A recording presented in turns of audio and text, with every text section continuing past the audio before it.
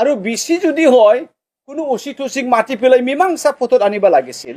একেবাৰে প্ৰমোদ বৰে সাধাৰণ সমস্যাটো এই হেমন্ত বাহিনীৰ এজন এই জল জীৱন মিছনৰ কিবা সেনাপতি না কিহৰ সেনাপতি জয়ন্ত মল্ল বৰুৱা ডাঙৰীয়াই আমাৰ কোকৰাঝাৰত আহি পেলাই এই লামাপাৰা চিতলা পকিৰাত এটা মাটিৰ হাই খাজিয়া লৈছে গাঁৱৰ মাজত। এইটো লৈ পেলাই এনেকুৱা যে কথা কৈছে জয়ন্ত মল্ল বৰুৱা ডাঙৰীয়াই যে কোনোবা গাঁৱৰ মানুহবিলাক নাই কানুন নাই নিয়ম নাজানা মানুহবিলাক যেতিয়া নেকি গাঁৱৰ অকলে মিটিং মাতি যেনেকা ডিচিশ্যন লোৱা হয় এনেকুৱাই হৈছে। হি ইজ এন জ্যেষ্ঠ মানুহ। He is one of the very very important person in Assam cabinet minister Jayanta Malla Baruah. He came here and he gave such a speech to the media that we did never expect. আমি কেতিয়াও এনেকুৱা ভাষণ আশা কৰা নাছিল। যোৱা শুকুৰবাৰত ঘটনাটো ঘটিছে। এজন বেংগলী মানুহৰ মাটিটো এজন ৰাজবংশীয়ে আদি কৰি খেতি কৰি বহুত বছৰৰ পৰাই খাই আছিল। এইটো লৈ অলপ হাই কাজিয়া হৈছিল আৰু এই হাই কাজিয়াটো সাধাৰণ এটা হাই কাজিয়া হয়। গাঁৱৰ মুৰব্বীসকলক মাতিব লাগে, গাঁওবুঢ়াসকলক মাতিব লাগে, সেইখিনি আৰু বেছি যদি হয় কোনো অচি টচিক মাতি পেলাই মীমাংসা পথত আনিব লাগিছিল।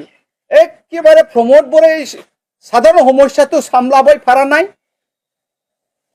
অৰূপ কুমাৰ দে ডাঙৰীয়াই সাধাৰণ সমস্যাটো সামলাব পাৰা নাই।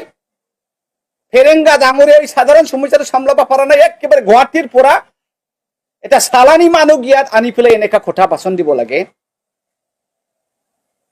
যে বহুত বছৰৰ পৰা কোকৰাঝাৰৰ আমি শান্তি সম্প্ৰীতি মিলা প্ৰীতিৰ ইয়াৰ বসবাস কৰি আছে। কিমান আমি কষ্টৰে জাতিৰ মাজত ভাষাৰ মাজত ধৰ্মাৱলম্বীৰ মাজত কোকৰাঝাৰৰ মিলা প্ৰীতি কৰিবলৈ আমি চেষ্টা কৰি আছে। এই কোনোবা চালানী মানুহ ইয়াত আহি পেলাই একেবাৰে জাতি বিভাজন কৰা, ধৰ্ম ভেদাভেদ কৰা এনেকুৱা ভাষণ দিয়া নেকি ইয়াত? আৰু শুনা মতে গাঁৱৰ মানুহবিলাক খোৱা মতে মই গৈ সুধিছো আজি পুৱাত ৰাইজ মতে খোৱা মতে এনেকা কৈছিল বোলে গাঁৱৰ মানুহবিলাক আগতে মাতিছিল বোলে অৰূপ কুমাৰ দেক যে ডাঙৰীয়া এনেকা এনেকা ঘটনা হৈছে, আপুনি আমাৰ ইএম হয়, আপুনি যদি আহি অলপ ৰাইজবিলাক মুৰব্বীসকলক মাতি পেলাই যদি সমাধান কৰা ইয়াতে শেষ হৈ যাব।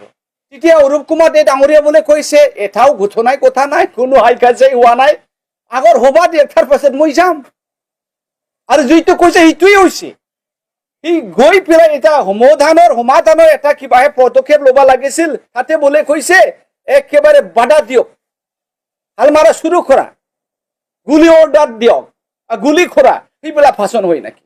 ইয়াৰ উপৰিও এটা খুব দুখৰ কথাটো যে জয়ন্ত মল্ল ডাঙৰীয়াই যি কথা কৈছে যে সেইটো বোলে ঘটনাটো সেই ধুবুৰীত আমাৰ কংগ্ৰেছৰ একেবাৰে জ্যেষ্ঠ নেতা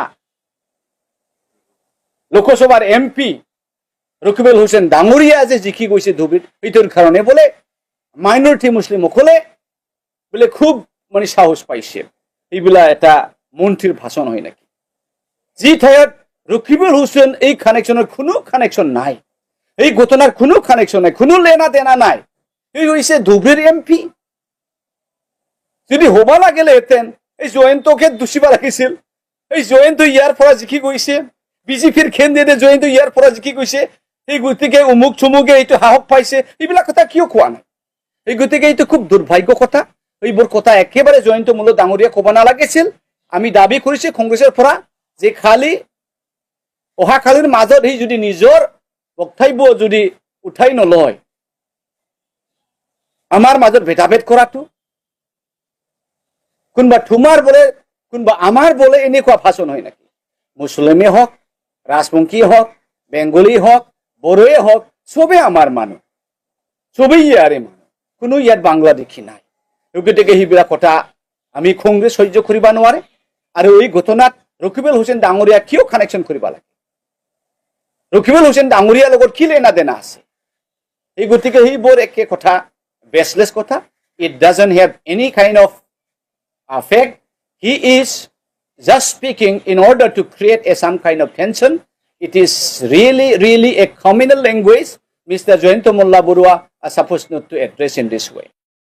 অহাকালিৰ মাজত যদি জয়ন্ত মল্ল বৰুৱা ডাঙৰীয়াই যদি নিজৰ ভাষণটো যদি উঠাই নলয়, যদি ৰাইজৰ মাজত যদি ক্ষমা নাখোজা তেনেহলে আমি তেখেতৰ এগেইনষ্টত FIR দিয়া হ'ব কাৰণ খুব দুখৰ কথা একফালে ইয়াতে DC আছিল ইয়াতে SP আছিল ইয়াতে অৰূপ কুমাৰ দে আছিল সবে ডাঙৰ ডাঙৰ নেতাবিল আছিল সাধাৰণ মানুহ যদি আজিৰ তাৰিখত এটা কথা ক'লেহেঁতেন